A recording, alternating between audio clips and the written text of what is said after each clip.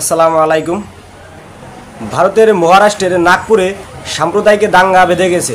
এই দাঙ্গায় প্রায় 200 মুসলিম আহত হওয়ার ঘটনা ঘটেছে। একই সঙ্গে উগ্র হিন্দুদের পাথরের আঘাতে প্রায় 5 থেকে 6 জন পুলিশ আহত হয়েছে। আপনারা সবাই জানেন, ভারতের উগ্র হিন্দুত্ববাদী যোগী সরকার তার রাজ্যের মসজিদ ভেঙে মন্দির তৈরি করছে।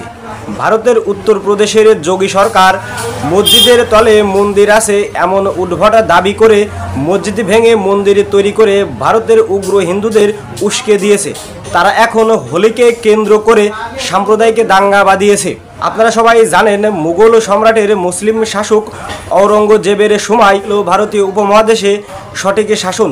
সেই মুঘল সম্রাট ঔরঙ্গজেবের মাজার সরিয়ে নেওয়ার জন্য আরএসএস নিয়ন্ত্রিত বিজেপি সরকার তারা আন্দোলন করেছে। তারা আন্দোলনে দাবি তুলেছে এই স্থান থেকে ঔরঙ্গজেবের মাজার সরিয়ে নিতে হবে।